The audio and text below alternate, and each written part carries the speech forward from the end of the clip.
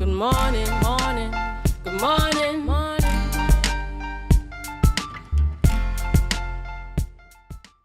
Good morning and welcome back to the morning show here on Tobago Updates Television. I am Adanna Combie and we begin conversations this morning in studio. We speak with Councillor Tashia Burris, Secretary of Tourism, Culture, Antiquities and Transportation.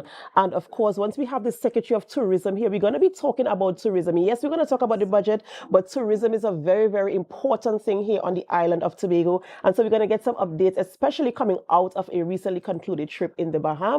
So good morning, Secretary, and welcome. Good morning, Ms. Combie, and good morning to Tobago and everyone outside looking on at Tobago Updates this morning. Right. So, I mean, we have to talk about the budget, yes, but I want to talk about this trip that was recently concluded there in the Bahamas, talking about crisis communication and the conversation surrounding it and the role that we had to play in the conversation, our contribution and what we received as being part of that, that trip there in the Bahamas. So this IDB-funded study tour was part of a technical cooperation between the IDB and the Division of Tourism, Culture, Antiquities and Transportation. And coming out of our experiences with the oil spill earlier this year and the shark incident 2 months later, we recognized that we needed some capacity building in certain areas. One, in disaster management and communications management in terms of natural disaster and other types of disaster, and communications, crisis communications in terms of the tourism sector. What persons may not appreciate is that even though a disaster may happen and there's immediate fallout from the actual disaster, in tourism-dependent economies like ours, you would find that the reputational damage that can happen after an incident, if it's not managed well, can actually cost more than the initial disaster itself. So we reached out to the IDB, who indicated that, one of the places that has had extensive experience treating with not just natural disasters, but how have they built out a communications and crisis management framework in their tourism sector as a result of all of their experiences, is the Bahamas. And one may appreciate that because of the Bahamas' size and location, it's over 700 islands and 2,000 keys, that at any point in time during any given hurricane season, they will be affected, whether it is in the extreme north or the extreme south or the center of the Bahamas. They will have some effects with respect to hurricanes, and as a result they have built an extensively robust framework that is not just led by the Ministry of Tourism and their Disaster Risk Management Agency or Disaster Recovery Management Agency, but also their extensive pool of stakeholders who themselves have very robust disaster management plans and strategies in terms of how they communicate, whom they communicate to. So for the time that we were there, we were hosted by the Ministry of Tourism, Investments and Aviation, and I must say thank you to the Deputy Prime Minister, Chester Cooper, for the welcome. They rolled out the red carpet for the Tobago delegation, definitely. And all of the staff, their Director General, their head of ASF, which is their emergency management arm of the ministry, as well as all of the other staff, they did welcome us. We had our delegation comprising persons from the Tobago Emergency Management Agency, from the Division of Tourism, as well as the Tourism Agency Limited. And for the days that we were there, we were treated to some very robust conversations, discussions, presentations. The first day focused on us getting an idea of the role of their DRMA, because that agency has undergone some transition coming out of Dorian, which was their last major storm in 2019. And because of that experience, they had to rethink how they looked at disaster response. So now that agency is quasi-governmental, which means that it's not just like TEMA, fully under government, and you're waiting for a permanent secretary of administration to make certain decisions, but rather they are now managed by a board. They have the latitude as a company to be able to access grant funding and loans and different kinds of things, but also they still get a subvention from the government for their operations. What I did notice is that the head of the DRMA and all of their associated managers are very, very young. They're very young and they're women-led, which is excellent, because I think what that says is that women are taking the lead in terms of the response to disasters in the Bahamas. And certainly I think that augurs well for us as a smaller state, where we see a lot of women taking the fore in TEMA as well to lead the response. And the next day we had a sit down with their tourism stakeholders, which included their Bahamas Hotel and Tourism Association. They have different promotion boards for the major islands that focus on tourism. So there's 17 islands. So they have different promotion boards similar to the tourism agency. We were able to sit down with persons from those boards. We were also able to sit with the Director of Environmental Services at Atlantis Resort, which is actually one of their largest hotel properties on the island. That has 2,200 rooms. They have 6,000 staff. And he was able to give us insight as to what it takes to manage a plant of that size and what are the mechanisms they have put in place to manage any impending disaster that may come. And trust me, the experience was very rewarding. In fact, I felt a little, I think the only regret that I have is that I couldn't have more people on the study tour. So and I was just about to ask, what was the composition of persons who went with you? It was only 8 of us, and that is the normal size that a study tour would be. It wouldn't be a whole lot of persons, but certainly based on the value of the information that we received, we even sat with the head of their Bahamas Tourism Policing Division. So they actually have a division that is dedicated to policing the tourist districts in Nassau when cruise ships come. And, you know, when you consider all that goes into making a very robust tourism product work, we do have a lot of work to do in terms of building capacity, but we also have a lot of work to do in terms of getting the right people in the spaces that they are needed. We have a lot of systems to build out still. We have a lot of policies to put in place. And I think that is where the conversation has to go with respect to the future success of the tourism sector, not just in Tobago, but in Trinidad. And I guess we will ventilate that as we come into the conversation about the budget. That's right. You know, coming out of that study tour and learning so much and being exposed to so much, what are some of the immediate things that you want to embark on to start the discussion for implementation here on the island of Tobago? So certainly their visitor relations unit, they have a unit that is tasked with managing the visitor experience. And I think that is something that we can immediately jump on. We do have a promotions unit, but I think that if I look at the history of how that unit was formed, their role and function has kind of evolved, but we have not evolved the structure of the unit to match how the tourism sector has evolved. So definitely looking at converting our current promotions unit to a visitor relations and experiences unit, because now you have to get people who are down into ensuring that every aspect of the visitor experience is managed, whether they come in on an airplane, whether they come in via boat, whether they're a domestic visitor, whether they're an international visitor. Once you're visiting Tobago, we must be able to say that we are building out a platform for you to have an extraordinary experience. And that certainly means us expanding the current framework of the promotions unit, definitely putting more bodies in places in terms of visibility, because they have their visitor ambassadors who are very prominent when cruise ships are in harbor. And mind you, they have cruise ships year round. While we were there, I was able to witness 6 cruise ships in harbor. And that in and of itself was an extraordinary experience for me, because some in certain quarters tend to want to rubbish cruise ship figures. But when you look at the Bahamas, they get 10 million visitors a year. 4 in every 5 visitors to the Bahamas actually comes on a cruise ship, which means that only 2 million persons are flying in as landed passengers. And when you consider that 8 million visitors spending US dollars in your economy every single day of the year, because they don't have a cruise ship season like us, they are accepting cruises year round, you see the value of the cruise ship sector.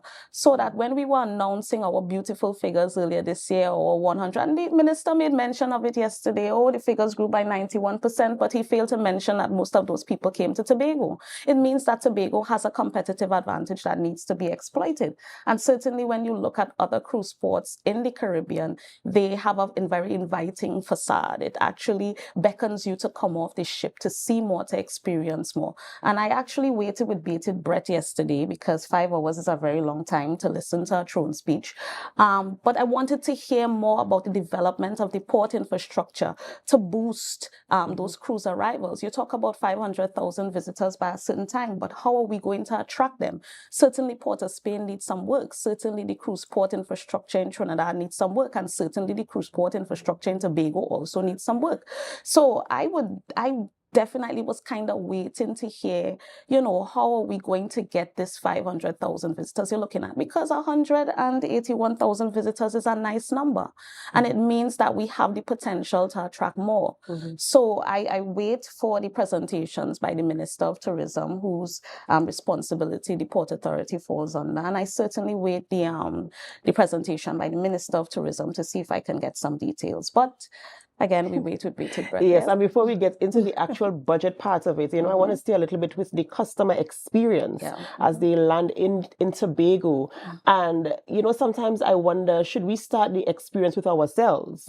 You know, so there must be some capacity building there as well in terms of local customer service and customer relations. So what is in the discussions where that is concerned in terms of, I think we had some conversation before, I'm trying to remember what country it was, where customer service was kind of like low. Right. Like you definitely had to be on top of your game with customer service, even with our locals here on the island of Tobago. So. Right. So, I mean, we've had the uplifting service training program that has been going on since I entered office. And that has trained a number of persons in customer service. But it's not the first and it's not going to be the last training that we have in customer service. The reality is that the sector has to attract the people who are passionate about this sector, because not everybody is cut out for the rigors of what the tourism sector demands of a person. You know, even on your worst day, you still have to have your worst day with a smile. And I think my experiences at the port certainly prepared me for politics and prepared me for, you know, the world of dealing with customers in all their various shapes and forms and their feelings at whatever point in time those feelings erupt. And for me, I think that definitely the tourism sector really has to find its tribe. Not everybody, as I said, is that person who will be very attentive to the needs of a customer or go the extra mile to make sure a customer is okay. And I tell people the cheapest way to increase your price is to better your service. Yes. And it takes nothing to better your service. Bare minimum is good morning. How can I help you? But the customer has passed bare minimum. So we're not having a conversation about customer service anymore because customer service is bare minimum. We have to have a conversation about customer experience. How am I going to ensure that when this person walks through the door of my establishment, whether it be a shop, whether it be a hotel, whether it be a bar or a restaurant, that I guarantee that person comes back? And there has to be something that gets them to come back. And most oftentimes you'll find that people who are loyal to a business, loyal to an establishment, are really loyal to the people because the working experience, there. that's right. So a lot of times it doesn't have anything to do with the quality of what you give, you know. And I could tell you, for example, when you look at caterers, everybody could cook. So, I mean, you're dividing people by the taste of their food and the quality of their food. But a lot of time people choose caterers because they love the service they get from that particular person. That's right. You know, and, you know, this is how we have to start to look at things. And these are things that the government is not responsible for. The government cannot come in your establishment and teach your workers manners.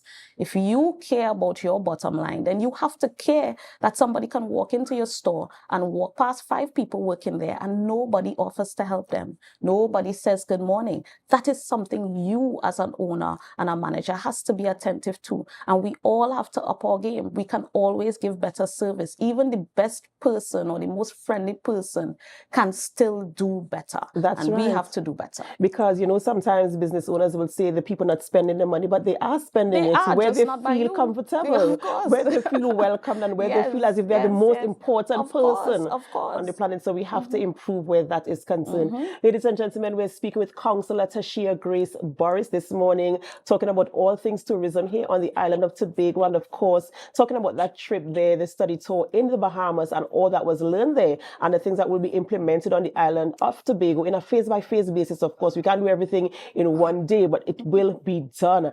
And of course, we're going to go for a short break, and when we come back, we're going to be talking about the budget, yes, as it relates to tourism here on the island of Tobago. So stay with us, and as you stay with us, we invite you to help us. Share the live, share the live, share the live. We'll be right back. Good morning, good morning, morning. Good morning, morning. Welcome back to the morning show here on Tobago Updates Television. We continue conversations this morning with Councillor Tashia Burris, Secretary of Tourism, Culture, Antiquities and Transportation. And we head on into conversations about Budget 2025. So, Yes. we're hitting the ground running. Indeed. Right? And I don't think anybody in Tobago is satisfied with the budget, No, right? I think we should be downright upset. Yes, especially traditionally receiving the lower end of what is allocated for us, allowed for us, right? We could get up to 6.9%, and here we are getting 4.3%? Yeah.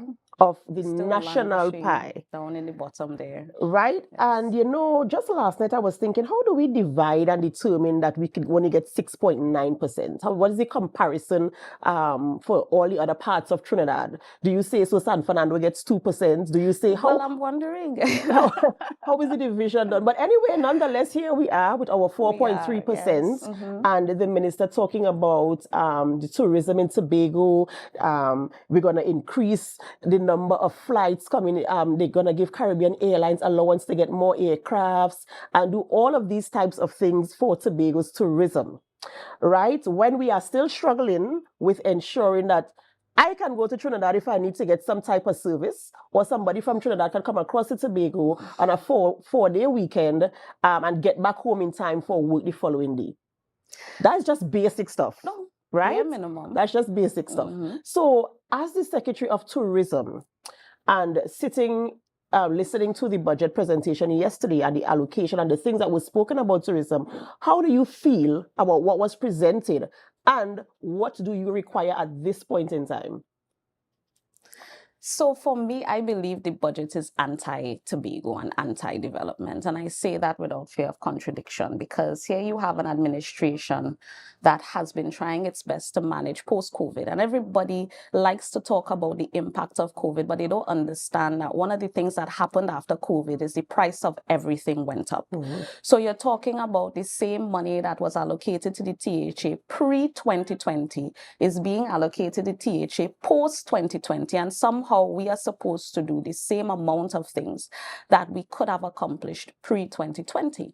However, we have been accomplishing things. We have accomplished many things. I noticed that they finally risen the salaries of CPEP and European workers, but we don't do that since 2022. So clearly the THA is setting the trends for the government to follow. So that is good that the workers of European CPEP in Trinidad can now enjoy the things that the workers in Tobago have been enjoying for the last 2 years.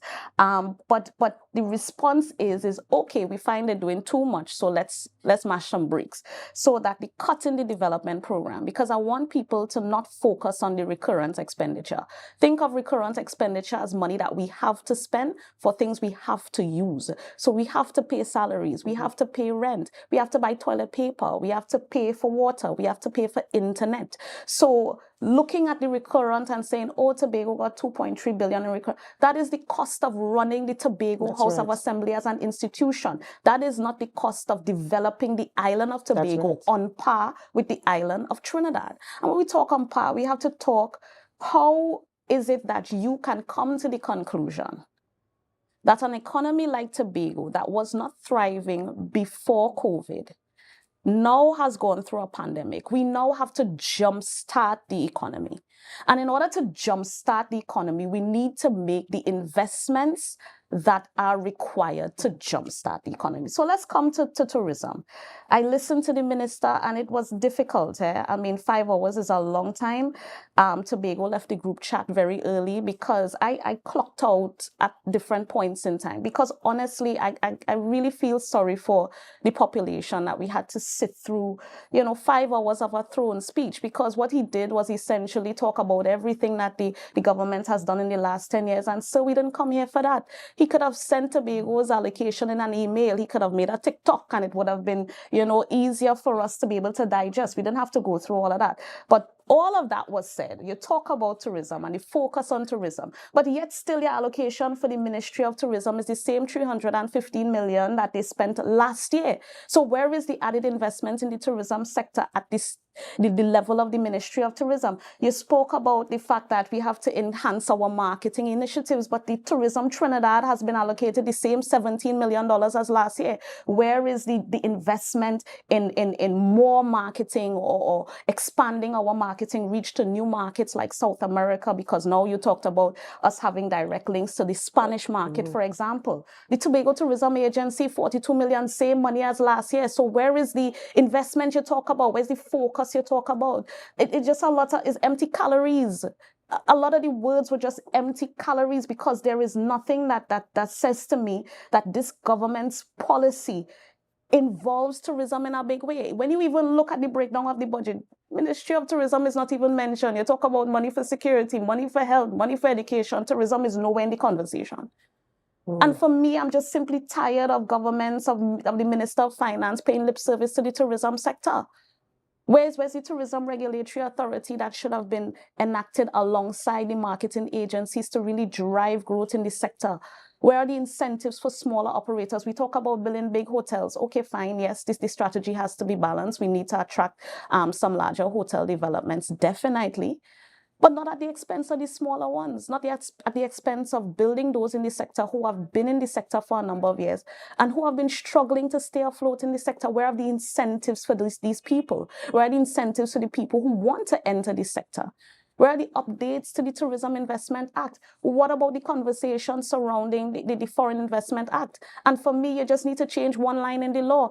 Change Minister of Finance approving the applications for land to the Chief Secretary of Tobago, so that we in Tobago can now determine who can come in and who can invest and what they can invest in.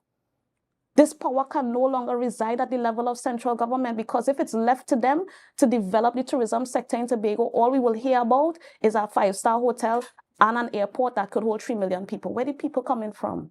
Is it that you think that the minister or Trinidad, they think that tourism is a Tobago thing, right? And so let's just...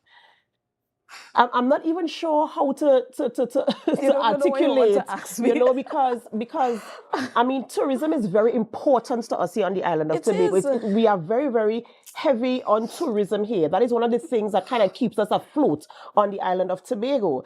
And, you know, if you did the figures that you're calling there, if you're telling me that we want to advance tourism, and last year I gave you $10 for tourism, and this year I'm giving you $10 this year. So is it that the same thing we did last year is what we're going to be doing this year? Is that going to be considered as, is it that we're going to change things around and do something different with the $10? How is it going to be managed to be implemented to see any type of development? Because we're talking about development here. We know that we have to develop the product. We know that there are so many things we have to do with tourism. There are so many brilliant ideas coming out of the division of tourism and the tourism industry in Tobago. Tourism in Tobago is virgin, and there's so much that we can do. The reach can be so far. But if we have the same allocation that we had last year, and we did what we did with it, we want to do more. Is it possible for us to do more with this 10? Is it that we're gonna put down what we did last year with the $10 that we had and do something new this year? Where is the continuation, the consistency? Okay, let's do this plus this. Or is it that we're gonna leave that and let me do this now? So how do we manage?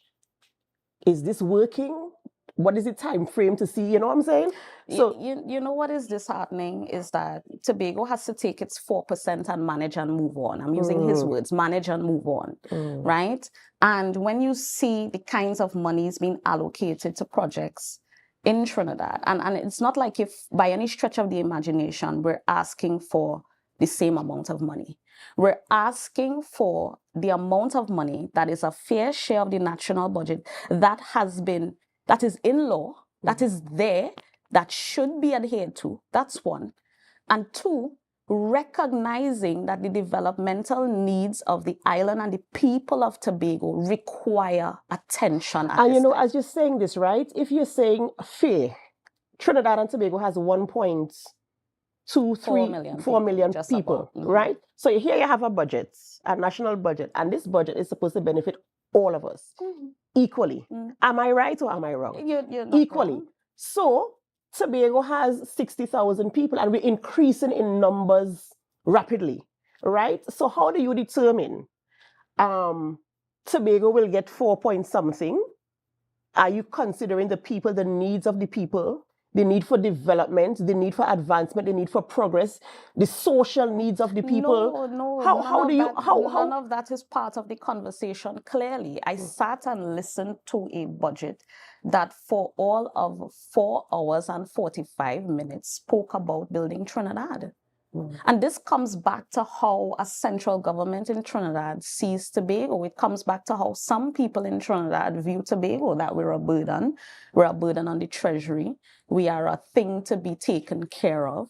And we, over the last 2 years and 10 months that we have been in office, have said, look, we have benefited from GATE under a previous PNM administration. This is a generation of people that have gone.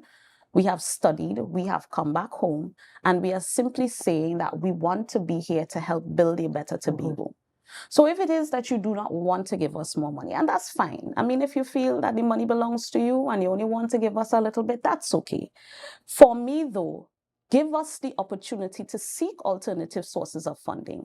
Give us the opportunity, increase our borrowing ceiling. When you look at this administration, they have increased the national borrowing ceiling 4 times. And I don't know if the people of Tobago knows this. It was increased in 2015 for an election. It was increased in 2020, 2021, and 2024, earlier this year in March. The borrowing ceiling of the nation is currently $75 billion.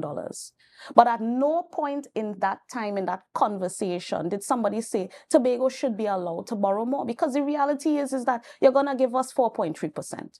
So that me sitting down for 5 hours to hear you give me 4.3% again, as I said, you could have sent an email. But if that is what it's going to be under this PNM-led administration, then it means that what you have to do is allow us, and that is where autonomy comes in. The Tobago House of Assembly needs its autonomy to be able to seek out alternative sources of funding for the major developmental projects that we have on the books. Because when you look at $205 million broken up piecemeal, a little 500,000 here, a little 100,000 here, a little 200,000 here, for a project that could cost upwards of $20 million. Storbe, I looked at development program just before I came on the show. Storbe's allocation is $1 million. When we've gone out in front and say that we need to do a major renovation to Storbe Beach facility because we want to position it as a flagship tourism attraction on the southwest of the island. Not just for domestic visitors, not just for locals, but for international cruise ship arrivals as well. The cost of the project clearly will be more than $1 million, but you've allocated $1 million this year. So if you allocate $1 million this year and $1 million next year and $1 million the year after, when's Storbe finishing? When am I able to develop that project if I have to go according to the allocations? And then you'll have a bunch of people jumping up in the mix saying, oh, how we have to manage the money. But how can you manage money that you don't have? And additionally, outstanding bills that are to be paid. We didn't even touch that part because the Tobago House of Assembly is carrying a debt of close to $1 billion. And we're not even talking about servicing debts that were there before we came into office. We had bad weather in October of 2022. Manzanilla Main Road Reconstruction Project, $177 million. There was no road in Tobago blocked for more than a couple hours because men, women, dog, cat, goat was out all hours of the night, clearing landslides. Equipment had to be rented. All of these resources had to be mobilized to treat with what was something that was not budgeted for. And we received not one red cent for those works that we had to do. And then we had an oil spill. We're still dealing with the effects of the oil spill. We still owing every Monday morning the fishermen complaining on TV, we want money. Okay, I think we need to go to Trinidad and protest in front of Ministry of Finance building. Because I don't understand how Tobago can have a disaster. Let us be real. We did not cause it. Your Coast Guard don't have no boat, so nobody detected that this whole ship was floating into our waters, caused an ecological and financial disaster. that we are left with managing the fallout of. And you are telling me that your justification is that you're going to cut our spending? And on top of that, not being allowed the payout from premium insurances for disasters. Of course. So that is why I said this budget is anti-Tobago and anti-development. I don't know what the Minister of Finance has against the people of Tobago, but we will remember this, because an election will come, and you will come back to the people of Tobago and ask them to vote for you. But you have demonstrated in this budget that you don't care about the people of Tobago. You don't care about our aspirations. You don't care about the fact that we want to develop Tobago on par with Trinidad. We want extensive road infrastructures to connect our communities. So are you saying that the communities of Manzanilla, Dago Martin, all of these places are more important than communities in Tobago? The PURE program, $233 million, more than the entire development budget of Tobago. We really need to make the city autonomy of Tobago is very important, so that we can make decisions on our own to determine things like investment, loans, yes, of course, and all of these things that will help to propel the development on the island of Tobago. So this is where we are now. This is what we have. Where do we go from here? Where do we go from here? Well, first of all, I think that one of the things that we have to do is to have a very sobering conversation with the people of Tobago. And we have to understand that maybe some of the things that we were used to in the past, we definitely have to curb our appetites. In addition to that, I think that we also have to strengthen our regional and international partnerships.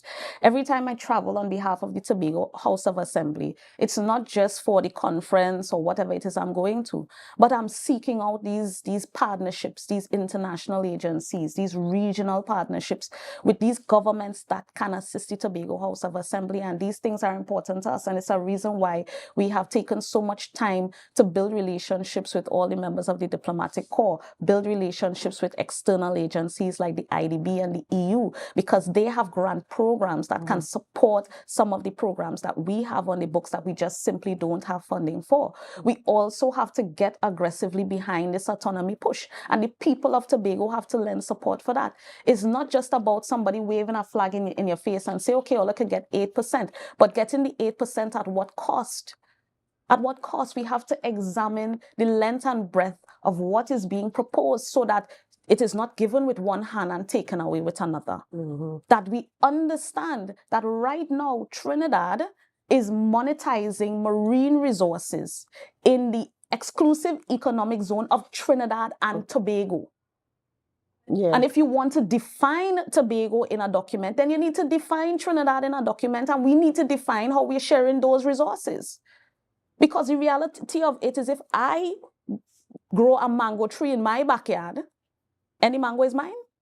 No, well, I want to know, because I don't understand how Tobago mango tree could be Trinidad mango tree, and they're telling us what to do with our mangoes. That cannot make any sense. I guess they would save the mango tree hanging over my fence, and some of the mangoes are mine. Well, that might be the argument. And again, Tobago is at a place where we don't want 50% of the budget. That has never been part of the conversation.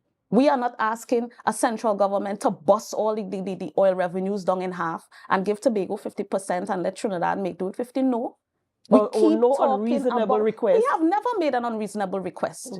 If it is that it is proven that oil and gas reserves lie in the waters that belong to the island of Trinidad, excising the island of Tobago, excising the island of Trinidad from that conversation, then we have to move to the place where we are saying to the people of Tobago, we want to monetize these oil and gas that lay in your waters according to the law of the sea, and work out an arrangement with the Tobago House of Assembly on behalf of the people of Tobago for us to be able to derive income, derive revenue from the monetization of those resources. It's as simple as that. And that to me is fair.